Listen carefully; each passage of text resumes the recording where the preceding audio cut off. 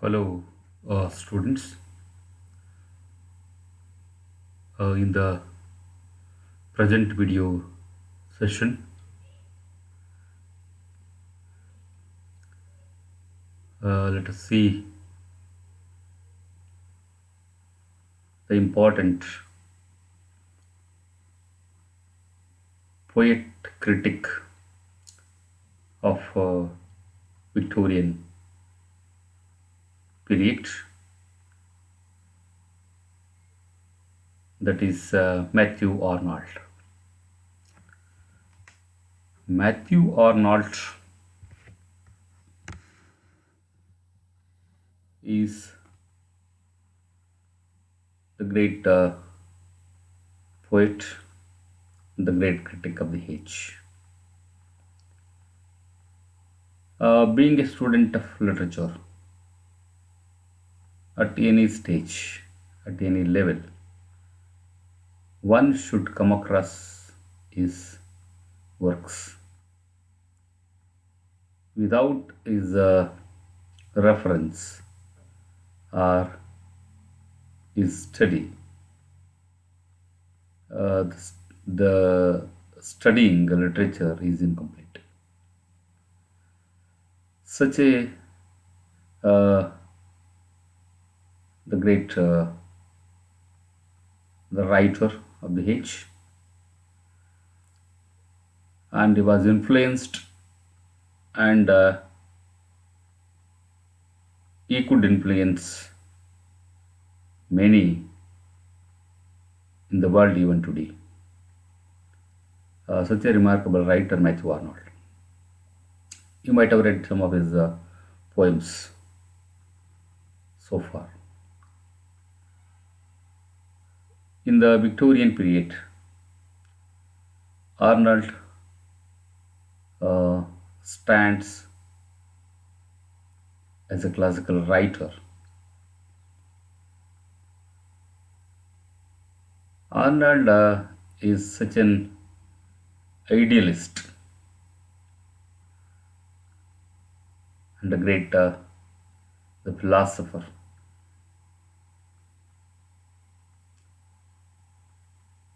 in English literature. In this class, let us see what Arnold uh, has written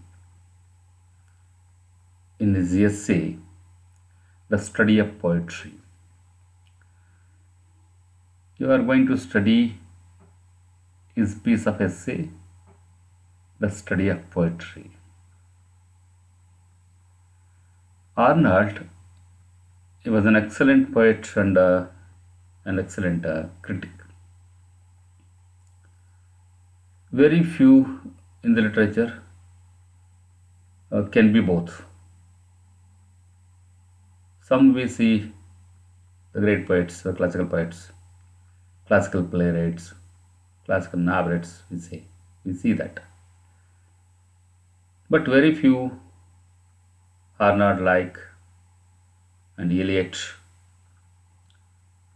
and they were both Dryden, they were both poet and a critic.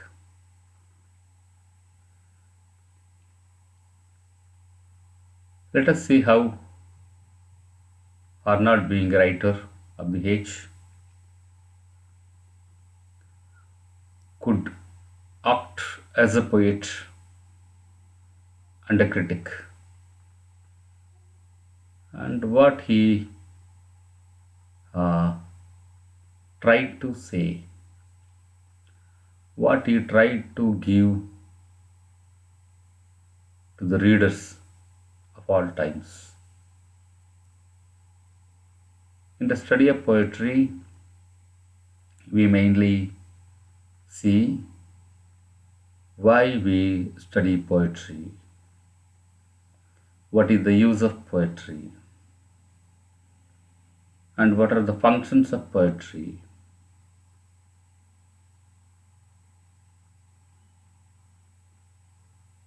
And as a critic, how do we study poetry? How do we assess the work and the critic? Assessing work and assessing a critic is quite different. Let us see in this class in detail what Arnold mainly focused uh, in the study of poetry uh, is a critical essay by Arnold that you are going to study in this sem. Mathew Arnold, the great poet critic of Victorian period. He was born in 1822. Arnold was an extraordinary, an outstanding, and a good representative of the Victorian period. An extraordinary writer and thinker, an extraordinary poet and critic, and a good representative of the Victorian age. Victorian literature is incomplete without the contribution of Mathew Arnold. Such a wonderful writer of at all age. His poems, the major poems, they were published between 1849 to 1867. His most anthologized poems are Sorab and Rustum, Scholar's Gypsy, and Thesis, Dover Beach. Very outstanding the poems that he wrote during this period. Arnold as a propagator of culture. Even today, even in the 21st century, Arnold could be embraced for his idea about culture. Culture is a great work, a critical study by him. It was a wonderful work of Mathew Arnold. He wrote a work, a critical essay, a book on that. And it was translated even into Kannada. We can read his critical theory on culture even in Kannada also. Arnold, as a propagator of culture, he wanted to propagate, he wanted to speak about culture, he wanted to promote the culture. What kind of culture should be promoted is a question before us. Many are trying to promote culture, but what sort of culture should be promoted or propagated is important. To know this, we should read his culture. And as a propagator of culture and missionary, paving the way for the more orderly society, he wanted to see the society should be healthy.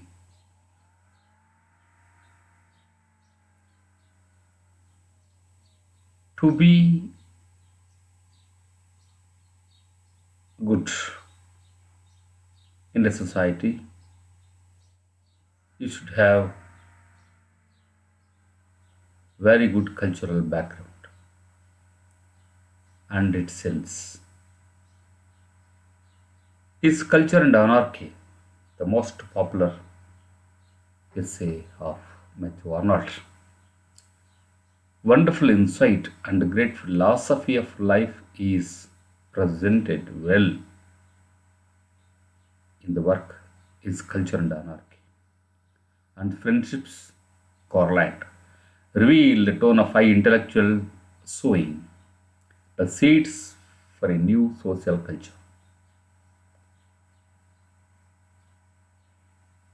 He was a great intellect, great critic and great poet and great philosopher, great thinker. What not could Arnold be? He was described as Mr. Kid Glow Cocksure by Robert Bridges, and another writer admired him as elegant Germate. Even during his period, that is, his contemporaries remarked at him, as they had high words on him for his right quality of writing and promoting the right culture for the people of the world. Arnold, as a place of pride, being intellectual and the great writer of the age. His criticism is marked with flexibility and sanity. Criticism was a tool for promoting and converting culture in the Victorian period. Arnold he advocated that what is the function of the criticism, what should a criticism should do, and what a critic should do while studying a work of art. And that criticism, it was a tool for promoting and conserving culture. Culture should be sustained for the future, and it should be promoted well in the Victorian period.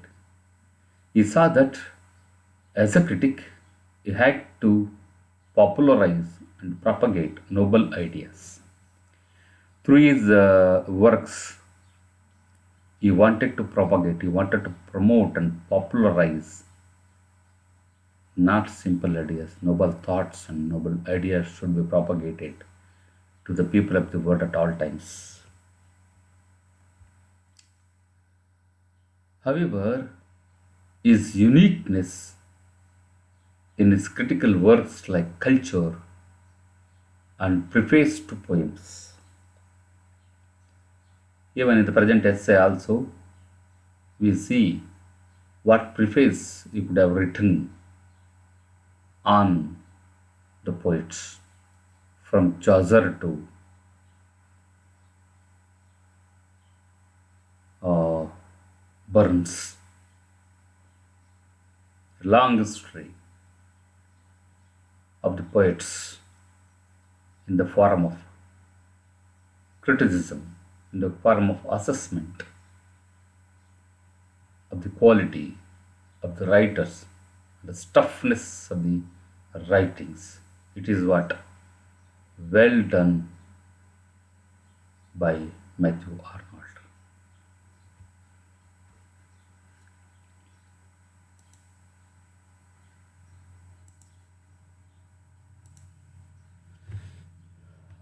Now let us see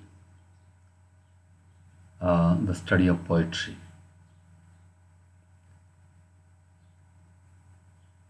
How Arnold analyzes his essay, the study of poetry.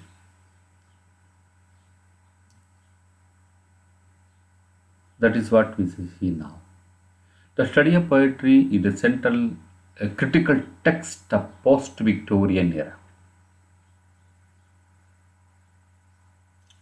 The study of poetry is the central critical text of the post-Victorian era.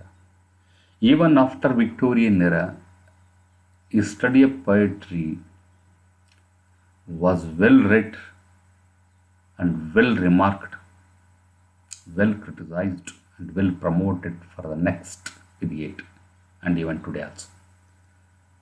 It was published nearly 25 years after Arnold's famous preface to his poems. He wrote preface to the poems of the writers. His famous essay begins with his study of poetry. It begins with I'm going to quote and read out how could he present it, his views in the very beginning of his essay. The future poetry is immense. See how wonderfully he begins the essay. The future of poetry is immense because in poetry, where it is worthy of its high destinies, our race, as time goes on, will find uneven sure.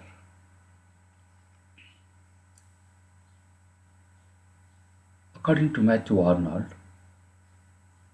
he had a great confidence, a strong confidence on the future poetry. When do we have the hopes for the future? Generally speaking, when there is a stuff, fact, and truth in the present ideas and thoughts, that naturally have the great future. So, in this background, Matthew Arnold, he rightly says the future of poetry is immense because in poetry, where it is worthy of its high, if it is worth, it will be worthful even too. And high destinies, our race as time goes on will find and even sure. No creed is not shaken, nor an accredited dogma that is not shown to be questionable, nor a received tradition that doesn't threaten to dissolve. Our religion has materialized itself in the supported fact. It has attached its emotions to the fact, and now the fact is as it is. But for poetry, the idea is everything. Idea is soul of poetry for Matthew Arnold. The rest is the world of illusion. Here the poet is speaking about the world of illusion, world of ideas.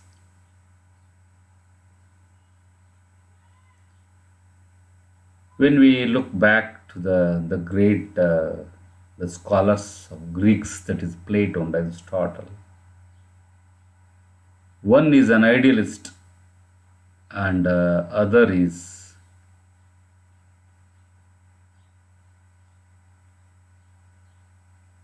we see the two great writers. Idealist. In the history we see that. That is Plato and Aristotle.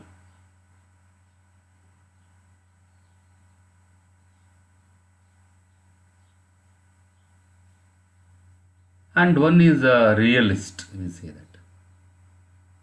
Idealist and realist and great scholars, based the master and disciple, uh, Socrates, sorry, Plato and Aristotle. That is Arnold, he was immensely influenced by Aristotle and Plato in his critical thinking.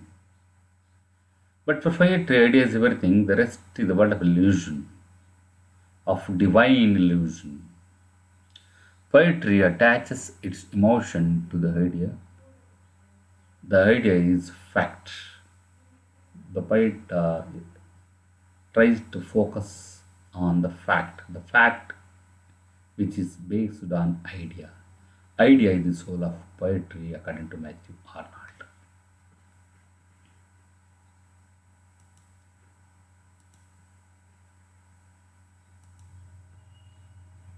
And we see in this slide uh, how the critic acts and what is the role of critic and criticism and what is the role of a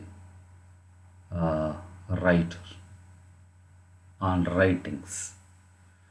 The short paragraph stone refers to Arnold's creed of liberalism and is stand in literary criticism and the importance of poetry itself.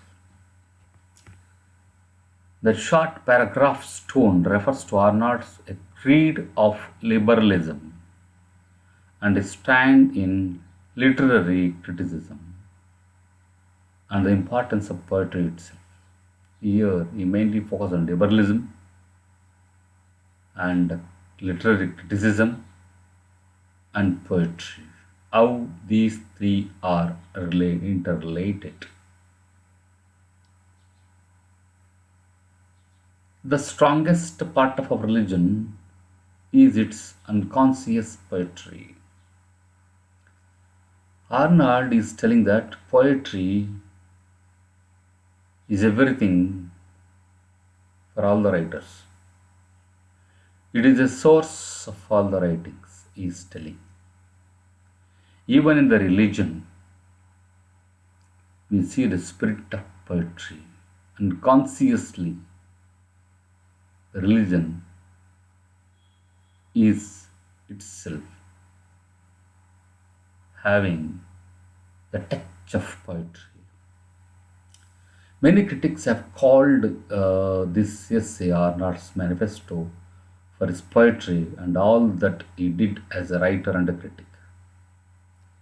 It was possible for Mathew Arnold to speak on poetry such a brilliant way because he was a great critic and a poet at the same time. He could balance both well in the right way. The first part of the essay deals with the importance of poetry. The study of poetry. It deals with, in the first part, we see the importance of poetry, the significance of poetry, the use of poetry, advantages of poetry, why we should read poetry, why we should turn towards poetry, what is the role of poetry, is poetry is indispensable? All these questions arise in our mind. Though these things were well dealt in the first part of the essay. And significance, he wants his readers to accord to poetry. The intention of the poet is that every reader of poetry should feel, should understand the ideas of the poet because there is a fact he thought. The second part deals with a sort of a typically Arnoldian survey of British poetry, Chaucer to Burns, I told you.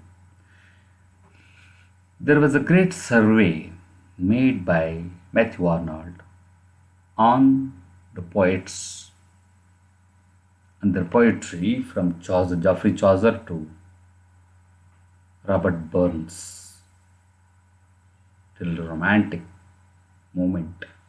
Arnold studied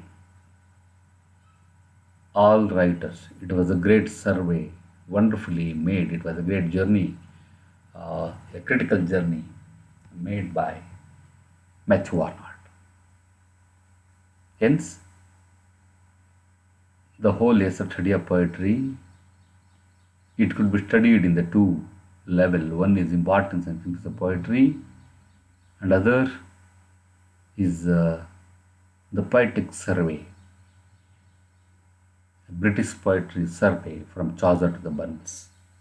That means he assessed the writings from Chaucer to Burns. Arnold has immense faith in the future poetry. I told in the very beginning. Such a great faith on the future poetry. In a world where philosophy has become abstract, dry,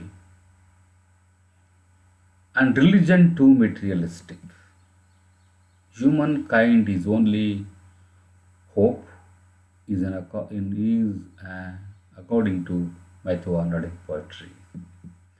What Arnold is telling here that in a world where philosophy has become abstract, it could not be clear, and philosophy itself was at confusion, and philosophy could become dry, then religion also becomes materialistic. There is no strength for the religion. There is no fact and ideas in the religion. Such religion has no place in this world. Poetry contains the most vital part of our faith, and our religion's kernel is in its unconscious poetry. Arnold borrows Wordsworth's statements to define poetry. Arnold, he had a high words on William Wordsworth of Romantic period. He borrowed the statement of Wordsworth to define the poetry. For Wordsworth, poetry is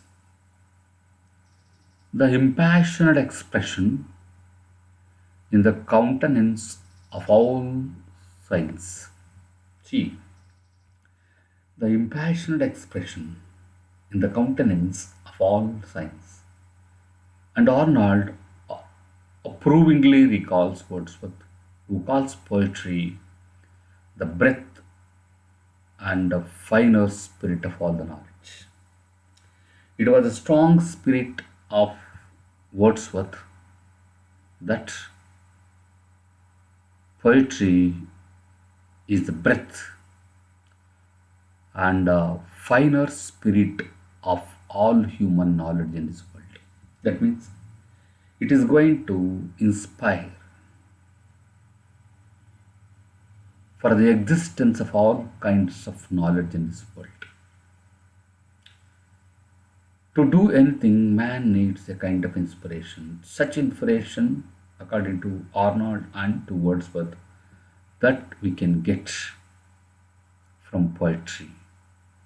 Without poetry, we never expect any kind of discovery and inventions. It is what Arnold put forward while defining poetry. In an age where faith in creeds was rudely shattered, when there is no faith, Arnold had to accept poetry as a last refuge. Poetry is the medicine for all the diseases of the world. That is what Arnold again focusing the importance and significance of poetry in the human world and human knowledge in this world.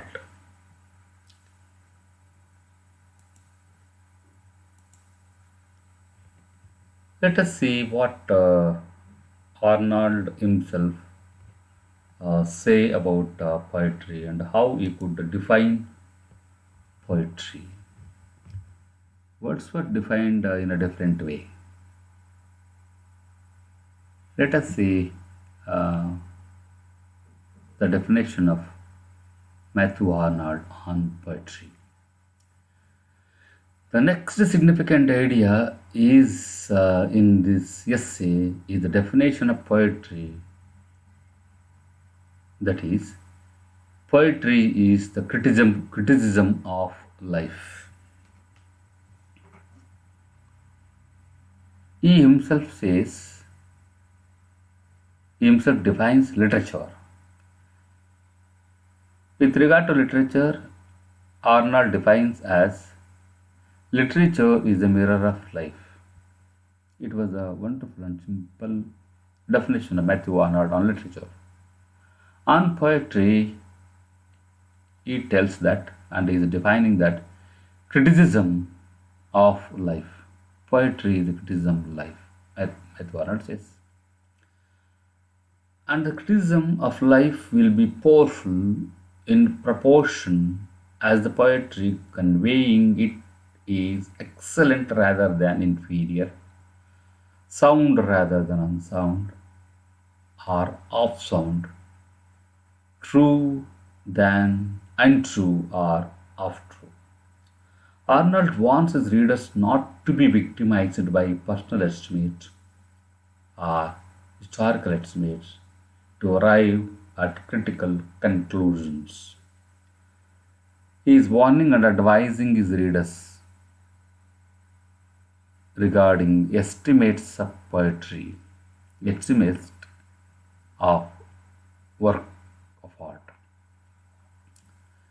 He warns critics against falling prey to the tendencies where the role played by a writer in the history of the development of language and poetry of nation weighs a great deal in rating the quality of his poetry. If one ignores the historical estimate, one can overcome the fallacy of glorifying one work or underrating it for non literary and non critical reasons. According to Mathew Arnold, there are three estimates of poetry, of literature. There are three estimates according to him. Number one is real estimate, historical estimate, and personal estimate. So he is advising his readers not to be run after historical and personal estimate while judging any work of art. You should be realistic and his judgment should be based on the fact and ideas, the true ideas of the world. This is how Mathew Arnold is dealing with poetry, criticism, and the estimate of poetry in work of art. Thank you, student, for having some of the ideas of Mathew Arnold in the study of poetry. In the next part of the same essay, we are going to study and discuss in detail about three estimates, what Arnold says. That is what we'll see in the next session. Thank you for listening and sharing my views on Mathew Arnold. Thank you very much.